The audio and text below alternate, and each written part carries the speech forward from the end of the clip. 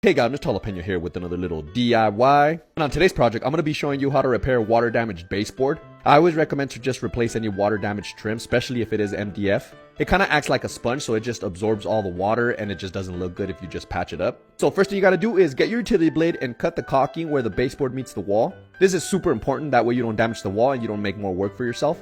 Next, I'm going to be using my flat bar to pry that baseboard off the wall. And I'm also using that cat's claw as a hammer. And as you can see here, I'm putting something behind the flat bar, that way I don't damage the wall. You can also just use like a 5-way or a putty knife to remove them with an actual hammer if you want.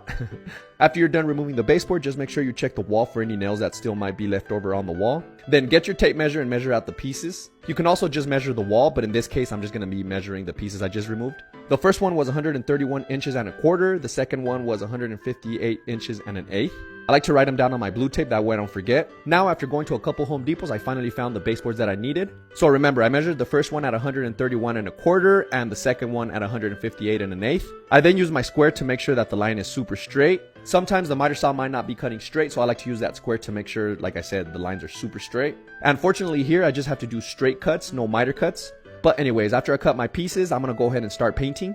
The homeowners use semi-gloss paint for all the trim in their house. And luckily they still had some left over, which is always a plus. That way I don't have to go to the paint store and try to match it. So after I put the first coat of semi-gloss, I let it dry and then I apply the second coat. These boards here are already primed, so I don't have to prime them. And after they're pretty much dry, it's time to install them. And as you can see, these ones are super easy to install, no coping cut required. I'm using an 18 gauge brad nailer to install the baseboards. Just make sure you're hitting the studs, that way it's going to be nice and tight up against that wall. After you're done nailing, it's time to cover those nail holes. There's a lot of products you could use to fill the holes, but I personally like to use this Crawford's Painter's Putty. And if you want to get any of the tools or materials I'm using here in this video, just click on the link in my bio. Go to my Amazon storefront and you can get them there. They are affiliate links, so I do benefit monetarily if you're kind enough to use them.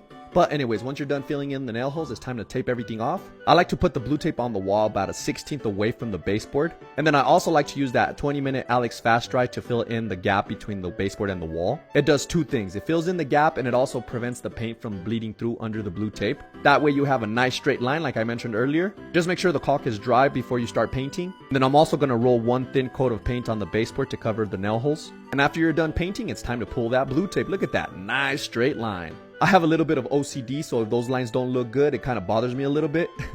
Let me know in the comments if maybe I should have done something different, but yeah, that's pretty much it. Jalapeno Solutions. Boom!